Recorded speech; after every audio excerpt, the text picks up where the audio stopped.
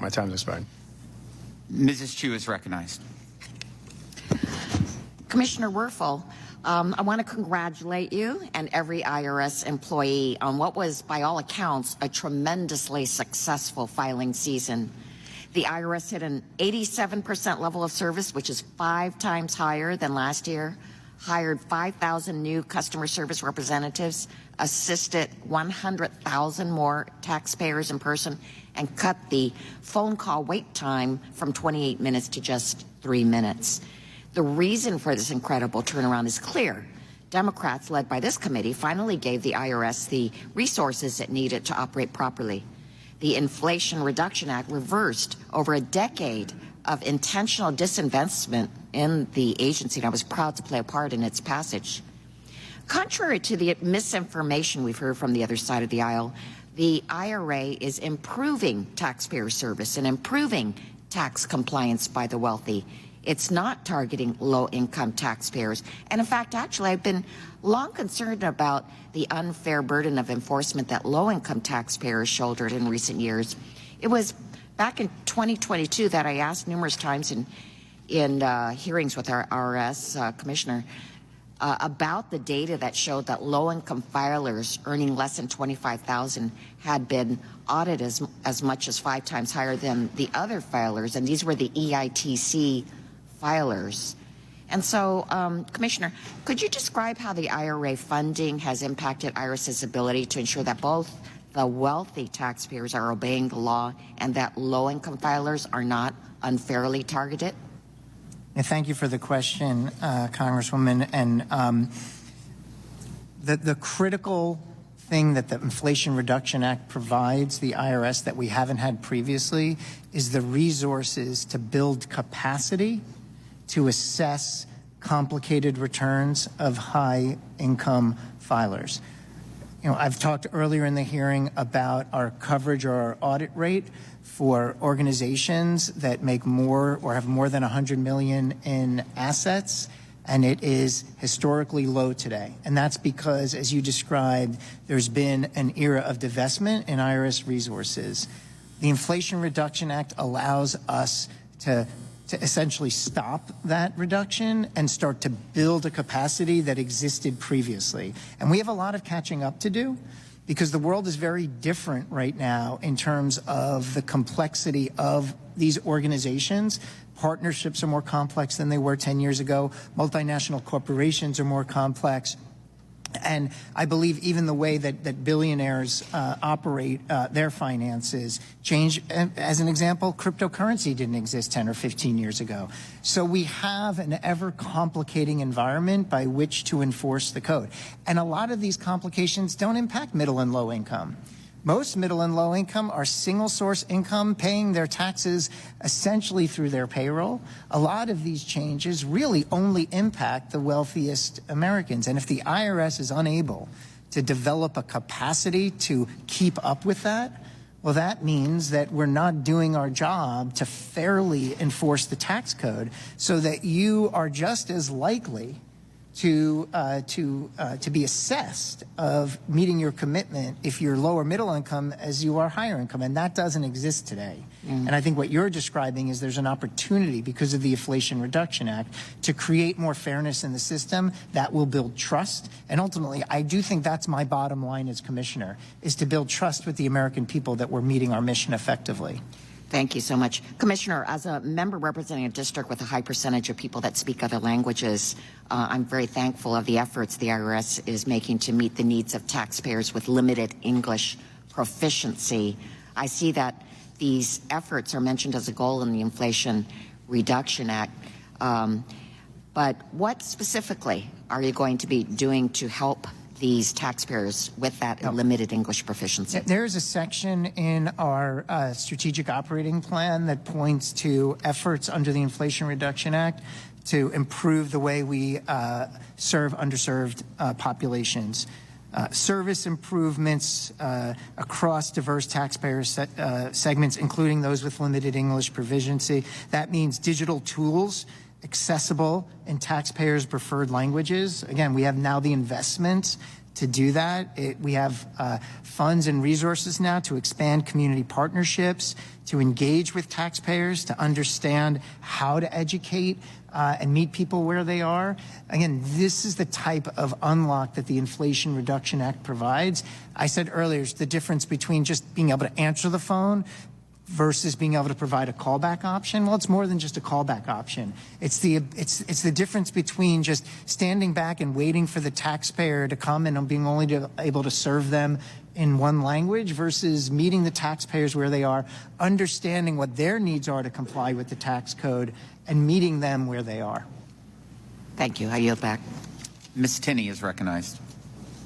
Thank you, Mr. Chairman, and thank you, Ranking Member, and thank you to our witness. And I know you have a tough job. I used to do tax law. I know how difficult it can be and how scary it is actually for consumers, small businesses, and those. And I appreciate your comments today, understanding that as well.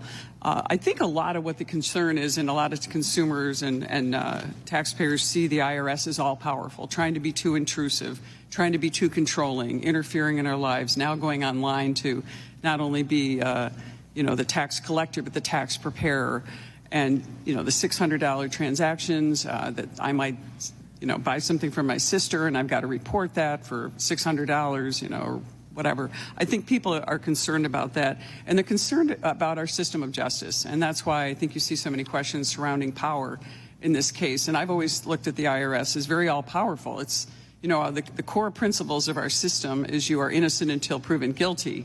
It seems the IRS operates on the opposite principle. You're guilty until proven innocent. And I think that's a lot of the presumption that people feel sensitive about it. And I know that you had an extensive dialogue with my colleague, Mr. Stubbe, on the situation with Matt Taibbi and a lot of the eyebrows that raised, that all of a sudden here he is testifying on a sensitive issue dealing with the administration, and suddenly he has an IRS agent at his door.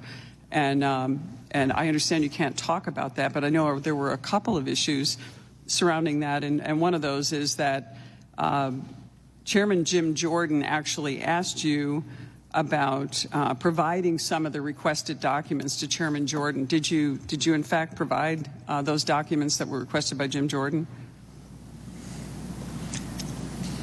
I need to check, and I'm not sure I can answer that question in this setting. Well, let me ask you. This is a document request, response, and answer. So you should be able to answer that question.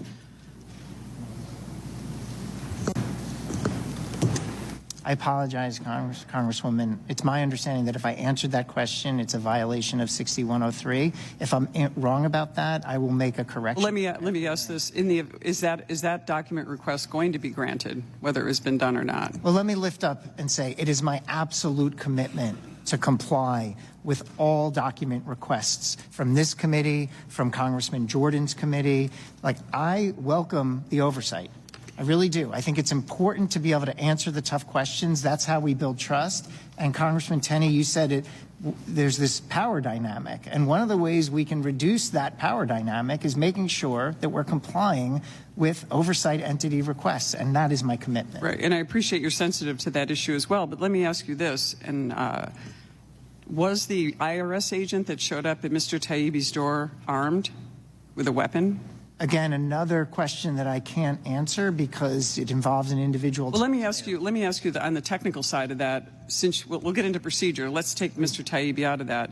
Assuming, what is the standard for somebody that has an IRS agent show up at their door? What is the standard for showing up armed? I mean, obviously we know that we have a drug dealer that's not, for example, paying their taxes, but if we have a journalist who probably isn't making a whole lot of money, I mean, it just concerns me that standard is something that really we should look into as the IRS. I mean, it's not every day that an IRS agent shows up at your door with weapons. So I think that should be more rare than the rule. So let me just go back, and I want to get to another substantive question. Please. I just wanted to talk to you, if we could, a little bit about applying the R&D credit, or the R&E credit as it's known under 26 U.S. Code Section 41. There's been a lot of inconsistencies expressed to me in my district through my tours, through businesses, and really having a legacy of a lot of small business, a lot of innovation, a lot of technology. There's been a lot of confusion about inconsistency in enforcing that R&D rule, and a lack of clarity. And there was a question raised in last term about getting some guidance on that. And I just want to say it was not provided. And I just want to, for the record, Mr. Chairman, I want to actually put into the record 2 general guidance documents, one on architects and whether they qualify, and one on engineers and whether they qualify, that we obtained on the IRS's view of that. So I want to, for the record, if the chairman would accept these. So ordered. Thank you. I just want to so where are we going with this R&D credit? I mean, we're in a situation, we have the IRA passed, we have all these tax credits we want to see innovation, we want to see our supply chains come back, we want to get ourselves in a better situation against some of our competitors and adversaries like China on innovation. Shouldn't we really look into this R&D credit and make it consistent and fair for taxpayers? Because that's really all many taxpayers ask. You know, many people are willing to pay their taxes. They just want consistency, fairness, neutrality in their IRS regulations, so that we can have a fair playing field, especially for our innovators in our communities. Would you agree with that assessment? I agree. And, you know, as you were talking earlier, Congresswoman, about the power dynamic, I reached for, you know, some people carry around the Constitution of the United States, and I certainly respect them doing that. I carry around the Taxpayer Bill of Rights, and I make sure that I'm reminded of what my responsibility is as the IRS commissioner to make sure that we're protecting those rights. And a lot of those rights deal with things like the right to know what you owe and what you're entitled to. And so your point. Well, no, and if I could just, I know I don't have any time left, but I have worked a lot with a lot of tax preparers, and we have to come up with the laws to make it easier for you and for us to collect the taxes that are properly due, and also to give rights to our citizens. And I have a longtime tax preparer. It was one of my mentors who said, here's how we should look at our tax preparation: simplicity, transparency, stability, and neutrality. That's how we make tax law. Agreed. And I think that's something that the IRS and you as the new commissioner would be grateful if you could look up and make that kind of policy based on those rules of the road, which are so simple and really what we're all looking for fairness. So we got to wrap it up. I know my time is up, and I thank you so much for your service. I appreciate it. Okay, we're going to be very specific on the time frames, because it's been 2 members that's went over 1 minute and 30 seconds just in the last 3 times. So I will cut you off much quicker. Ms. Fischbach, please. And Mr. Chair, thank you very much, and I take that very seriously. And I will say a lot of the questions that I had were, you know, we've been discussing already, but so I have just a couple of follow-up things. Dr. Murphy had asked about how many people you think, I don't know if he used the word cheated or on their taxes. You came up with about 85%. You said 85%, if you're recalling that. Yeah, I'd like to confirm that number. I'm not sure I understand the question in terms of cheated. You know, that's not a technical definition. I can certainly come back to this committee with a very precise detail in terms of where the different categories of noncompliance sit. Okay, and I appreciate that, because that was going to be a kind of my question. When you came up with that number, and maybe this will help with your follow-up, I'm wondering what percentage of that would you consider, or what part of that would you consider actual cheaters? I mean, who intentionally write something wrong or, you know, deceptive on their taxes, and how many of those people don't understand the complicated tax code that we have in place, and that leads so for your follow-up, please, because I would like to see that. I would like to understand that. I'm glad you provided me the opportunity to clarify. And in particular, again, maybe even the breakdown with those poor middle class folks that are you know, doing their own taxes and trying to figure out what's going on, and it leads into kind of a follow-up that I had. You know, you said you're doing more audits on the middle class because the wealthier have more complicated, and correct me if I'm wrong, but this is what I've been hearing.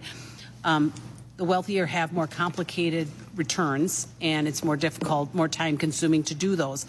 And I'm wondering, if that's the case, why are we looking at quantity versus quality instead of, you know, moving resources and focusing on potentially some of those folks? But it seems like you're just saying, oh, well, there's more of them, so we do it, instead of actually moving resources and focusing on some of those that potentially have more complicated returns. Well, first of all, I want to make a clarification. The audit rates are going down for middle income as well, and I mean that's one of the issues that I raised earlier. That as example, the latest rate we have, 2018, is a historically low rate, and that's Okay, but and I am reclaiming my time since the chair just gave me the warning. But kind of. But the answer to your question is yes. We are moving resources in a way to go after the more complicated returns that are going to have the highest return on investment. That's the goal. Okay, because it really felt like, is there kind of a quantity kind of focus? Because obviously, with one guy, you can do more for the more on the middle class than the more complicated returns. But I guess, and you know what I'm going to do is, given that, since you're going to follow up on the 85%, I got 1 minute and 51 seconds left, and I am going to yield back. Wow. I just made points with the chair. You definitely have some gold stars. Ms. Sewell, you're recognized. I'll try to do the same. Mr. Commissioner, you did in your openings testimony talk about how the added resources that were given in the Inflation Reduction Act did bring up the number of calls that were answered, the number of audits that were resolved. And so, but I also heard you say that more complicated tax returns are challenging for the IRS. And I can tell you that my district in Alabama, in the Black Belt, is one of the largest districts that has that gets the Earned Income Tax Credit audit. These are working Americans who make less than minimum wage sometimes. And the fact that 20 to 30% of those audits are in poor, vulnerable communities, seems to me you should be using those resources to go after, I mean, what you're getting, what the federal government gets by auditing them, while it makes a big difference to those families, is peanuts in the grand scheme of things. So can you talk to us about why that is and what you're doing about it?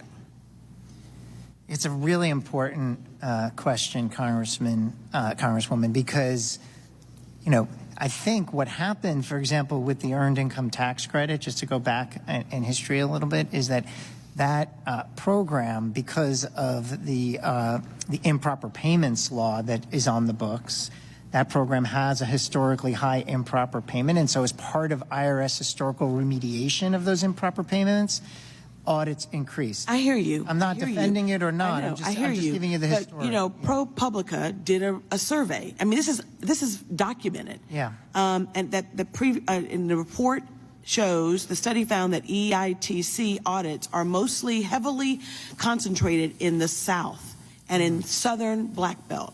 And I represent them.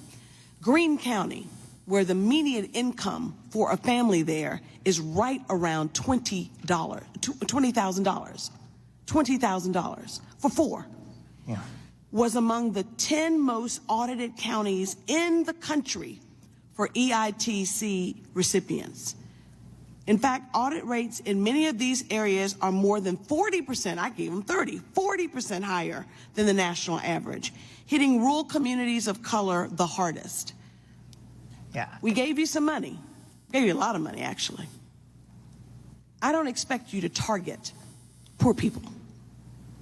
So I understand that there's a problem that needs to be in the policy of ITC. Then we should do something about that. But if you think that there's a reason, I don't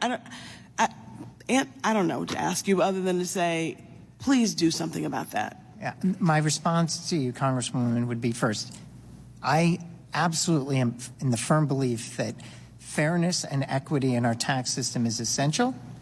You're asking important questions.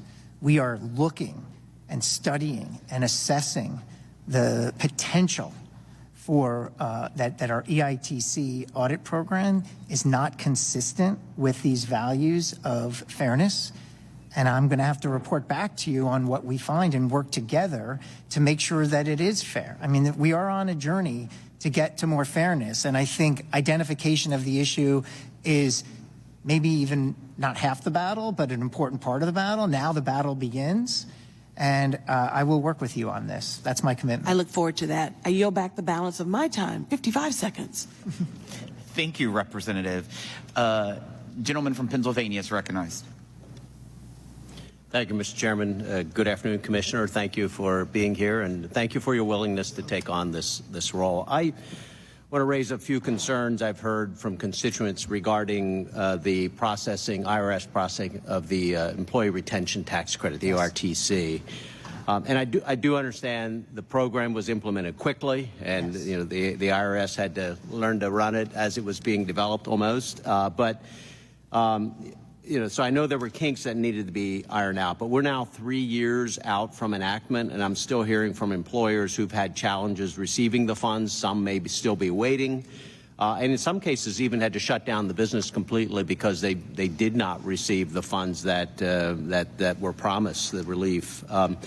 The program appears to be rife with inconsistencies, and I just want to raise this hoping for maybe your feedback, and hopefully you're planning to make some program improvements. So for one example, an employee shared with me that they had received their Q2 and Q4 refunds 20 weeks after applying, but never got the Q3.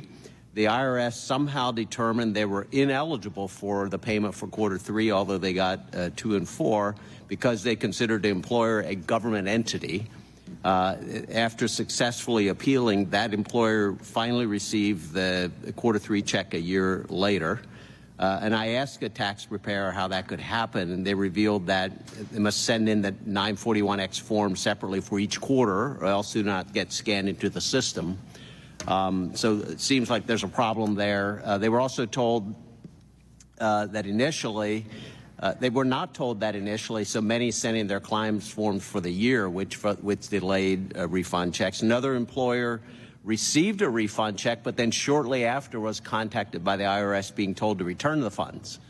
In the weeks this employer spent trying to get clarification, he received another check. So it's actually sort of frightening for employers when they're trying to do the right thing and they're getting a lot of mixed messages and a lot of different results.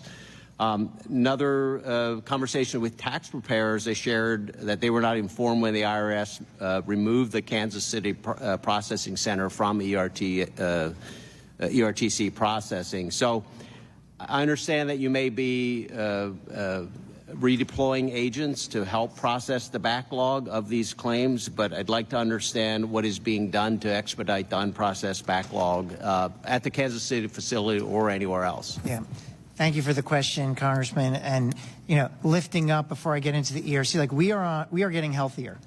We are in the process of getting healthier. And I think our low point was during COVID, after years of funding decrease and then having to shut down our operations and then retool our operations into a virtual environment. We lost a lot of ground. The paper piled up, including new requirements such as the employee retention credit, such as economic impact payments. So it was a bit of a perfect. So are all these cases being processed now? And I'm sorry to. Yes, they are. They are being processed now, as I mentioned earlier. None being held back. Like at this point, no. The only reason why it would be on hold is if we thought there was an issue of fraud or error. Otherwise, it's being processed. Where we were up to 20K a week at the end of filing season in terms of the number we're processing. Thank you. And the issue of all of the 941s being in one envelope. Can you commit that the individuals processing these will process multiple forms? Let me look into that and commit to get back to you on that question. All right, thank you. And I have a minute left. You've talked a lot about the $80 billion. You continue describing the hiring at the IRS and the new funding as merely right-sizing the agency, and you even pushed back today on the argument that the funding is supersizing the agency. Yes. I do want to point out, I'd like to submit for the record, Mr. Chairman, if I may, an article from the New York Times from April 27th, 2021, And in this article, former IRS Commissioner Koskinen, I hope I'm pronouncing that right, said that he thought, and this is a quote, the $80 billion being proposed by the Biden administration might be too much. And his quote in the interview was, "I'm not sure you'd be able to efficiently use that much money." That's a lot of money. So again, Mr. Chairman, I know I'm almost out of time, but I'd like to submit that for the record if I could.